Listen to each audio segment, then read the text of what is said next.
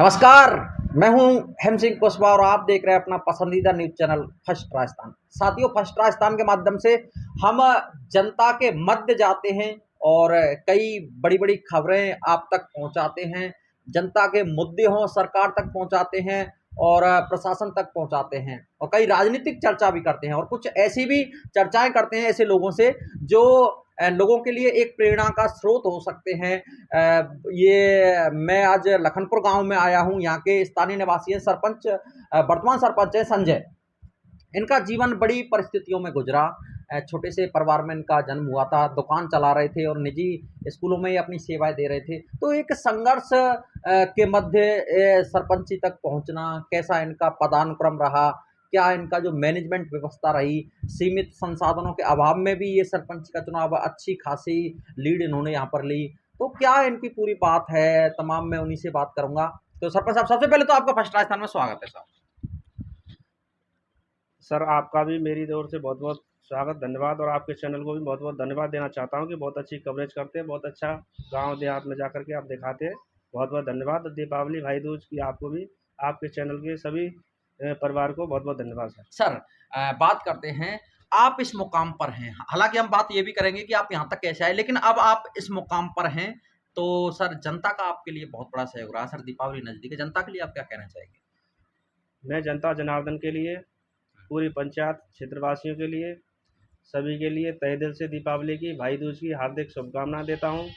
और उनको संदेश देना चाहता हूं कि दीपावली एक पावन पर्व है, बहुत अच्छा पर्व है। हंसी खुशी मनाएं, हर्षोल्लास के साथ मनाएं। लेकिन जो पटाखे या बम चलाते हैं उनसे अपने छोटे बच्चों को दूर रखें, उनको आतिशबाजी से अधिक नहीं खेलने दें। कभी कभी बहुत बड़े हादसे हो जाते हैं। तो सरपंच साहब, अब हम चर्चा करेंगे आपके जीवन के ऊपर, क्योंकि कई अखबारों ने और कई मीडिया संस्थानों ने भी आपके बड़े बड़े वो जीवन के बारे में लिखा है सर। तो एक संजय नाम कभी इस गांव के लोगों के बच्चों के साथ खेला करते थे सर आप। तो आपका जो जन्म है सर, कहाँ हुआ था एक बार हमें बताएं, कौन सी जगह पर हुआ था, मतलब कौन सा आपका वो मकान था और कहाँ आप दुकान चलाते थे? दुकान तक छापी है लोगों ने कि दुकान चलाते थे संजय और निजी स्कूलों में पढ़ाते थे। सर, एक जीवन की शुरुआत आपकी यहाँ से होती है, सर उसके बारे में जरा हमें पता है क्या था ये पूरा। सर, मेरा जन्म एक गरीब परिवार में हुआ था। मेरे पिताजी भी बीमार रहते थे। सरपंच होने से पहले ही उनका 2011 में देहांत हो गया। अच्छा अच्छा। लेकिन उनका आशीर्वाद मेरे ऊपर आज भी है। मैं उनका सम्मान करता हूँ। मैं अपना जीविकोपार्जन के लिए दुकान चलाता था और विद्यालय में प्राइवेट पढ़ाई करा करके सेवाएं देता था। सर, एक वो संजय जिसके ऊपर से पिता का साया तक उठ गया, सर उसके मन में फिर ये बात कहाँ से आई कि क्यों ना जनता की सेवा की जाए? तो मतलब ये जो एक भावना आपके अंदर जागृत हुई जन सेवा करने की, सर ये विचार आपके मन में कहाँ से आया? सर, मेरे अंदर से ही आवाज़ थी मन से कि मुझे कुछ बड़ा करना है। और मैं शुरू से ही मैंने बीएसटीसी की पढ़ा, अच्छी तरीके से विद्यालय में पढ़ाया, कंपटीशन के एग्ज़ाम भी दिए, उनमें 1-2 नंबर से मुझे असफलता मिली।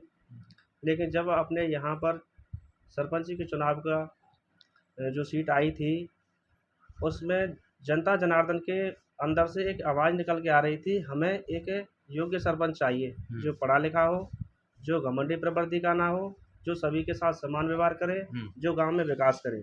तो ऐसे सरपंच की उनको तलाश थी, जो आज तक उनको नहीं मिला था। इस को सोच करके कई लोगों ने, मेरे युवाओं ने, साथियों ने, गांव वालों ने, मेरे बीच चर्चाएं भी हुई थी कि क्यों ना तू एक बार भाई इसमें भी फॉर्म भर के देख ले, शायद किस्मत चमक जाए। तो मैंने जनता की सेवा के लिए एक सेवा का मौका मानते हुए कि ये मेरे लिए आम जनता की सेवा का सुनहरा मौका है और इससे आम जनता का और मेरा भला हो सकता है, इसके लेकर के मैंने सरपंची का फॉर्म भरा। मेरे गांव वालों ने, सभी जनता जनार्दन ने मेरा तन मन धन से पूरी तरह से सहयोग किया।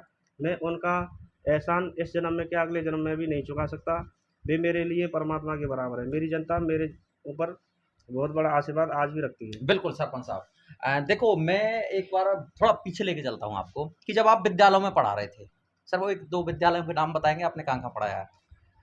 सर, मैंने एक तो गजानन विद्यालय में पढ़ाया था, गजानन उच्च प्राथमिक विद्यालय, एक छवि मॉडर्न पब्लिक स्कूल उसमें भी पढ़ाया था, और हर्ष मॉडर्न पब्लिक स्कूल जो कि खेड़ा ठाकुर में है उसमें भी पढ़ाया था सर। अच्छा, स्कूलों में आपका मतलब जो स्कूल चलाने वाले होते हैं व्यवस्थापक, उनके साथ मतलब सामंजस्य बढ़िया रहा हाँ, होगा? बहुत अच्छा सामंजस्य रहा, बहुत अच्छी व्यवस्था रही, और आज तक भी जो बच्चे हमने पढ़ाए हैं वो भी सम्मान करते हैं। सभी विद्यार्थी और शिक्षक जो हमारे स्टाफ में रहे थे, हुँ। उन सभी से आज भी हम उसी तरीक़ा से मिलते हैं जैसे पहले मिलते थे। तो वही सर मित्रता का हाँ, व्यवहार तो है, बहुत सरपंच अच्छा है। साहब आपने बीएसटीसी कर ली, उसके बाद में आपकी जो टीचिंग का कार्य था, वो चल रहा था। जी। आप निजी विद्यालयों में पढ़ा रहे थे। तो सर लगातार आपको असफलताएँ मिल रही थी, कई एग्ज़ाम दिए आपने, रीट में भी शायद 2-3 बार आप रह गए, किन्हीं कारणों से। तो सर आपके मन में ये भावना कहाँ से हुई कि क्यों ना जनता के सेवा के लिए हाथ आज़माए जाएँ, और आपने वो आज़माए भी। तो जिन लोगों का सहयोग रहा और आपके ऊपर उन्होंने कहा कि संजय हम कंधे से कंधा मिलाकर तेरे साथ हैं, तू एक बार फॉर्म तो भर दे। तो सर उन लोगों के लिए आपका क्या कहना है? मैं उनका सर तहे दिल से कह रहा हूँ कि मैं उनका एहसान इस जन्म क्या अगले जन्म में भी नहीं चुका सकता। उनका मेरे ऊपर बहुत बड़ा एहसान है। हुँ, उन्होंने मेरे लिए विश्वास, भरोसा इतना दिया कि हुँ, जितना मुझे परमात्मा से भी अधिक उन्होंने भरोसा दिया कि तू एक बार चुनाव में फॉर्म तो भर, हुँ। हम हैं सब कुछ करने के लिए तैयार हैं आपके लिए। तो उन्होंने वोट, सपोर्ट और जितना उनको हो सका उतना पूरा सहयोग दिया उन्होंने, और इससे मुझे आज सफलता मिली। उनका मैं बहुत-बहुत धन्यवाद देता हूँ, जनता जनार्दन का बहुत-बहुत धन्यवाद देता हूँ। सरपंच साहब आप दुकान भी चलाते थे? मैंने सुना है ऐसा कोई गाँव में एक छोटी-सी दुकान हुआ करती थी, जी, वहाँ जी सर। तो यहाँ दुकान चलाते थे, उधर पढ़ाते थे, शाम को ट्यूशन भी पढ़ाते थे। तो 3-3 कार्य ये कैसे मैनेज कर लेते थे आप? सर मैंने अपने टाइम को पूरी तरह से व्यवस्थित कर रखा था हुँ, कि मुझे 7 बजे विद्यालय के लिए जाना है, हुँ, हुँ, उसके बाद आकर के दुकान चलानी है, हुँ। उधर से ही मैं सामान लेके आता था। अपनी व्यवस्था मैंने इस टाइम को एक तरीके से पूरी तरह सेट कर रखा था। मैं एक भी मिनट फालतू व्यर्थ में नहीं गँवाता था। मैं समय की वैल्यू समझता हूँ सर। सर सीमित संसाधन थे आपके पास, चुनावी प्रचार-प्रसार के लिए आपके पास पैसा था नहीं। पापा जी आपके उस वक़्त गुज़र गए थे, उनका जो साया था आपके ऊपर से हट गया था। तो सर ये आप विश्वसनीय, उस वक़्त आपको विश्वास था कि मैं सरपंची का पद जीत जाऊँगा, या फिर ये लोगों का एक सपोर्ट ही था जिसने आपको ये चुनाव जिता दिया? क्या था ये पूरा मामला? सर जब जनता के अंदर से आवाज़ निकल के आई हुँ। कि संजय एक बार तू चुनाव के लिए, सरपंच के लिए अच्छा, खड़ा संजय तो हो। खुद नहीं लड़ा, जनता ने लड़ाया जन संजय। मैं क्या हूँ सर, मैं तो कुछ भी नहीं, जो हुँ, कुछ है मेरे लिए जनता है। जनता ने ही चुनाव लड़ाया, जनता ने मुझे जिताया, जनता ने इस मुकाम पे मुझे पहुँचाया है। हुँ, जनता के अंदर से एक आवाज़ निकल के आ रही थी कि हमें सरपंच चाहिए जो विकास करे गाँव में, हुँ, जो अपनी जैसी समस्या समाज के प्रत्येक हर एक छोटे तबके के व्यक्ति की समझे, हुँ, हुँ। जो योजना है उनको गाँव तक प्रत्येक व्यक्ति तक पहुँचाए।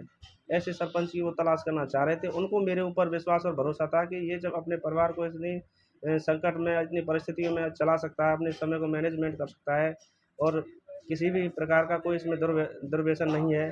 तो इस प्रकार से उन्होंने मेरे ऊपर विश्वास किया जनता जनार्दन ने, और मुझे पूरा सपोर्ट किया। मैं जनता जनार्दन को बार-बार धन्यवाद देना चाहता हूँ। संजय जी, हमारा ये साक्षात्कार अंतिम चरणों में है, समय का भी थोड़ा अभाव है।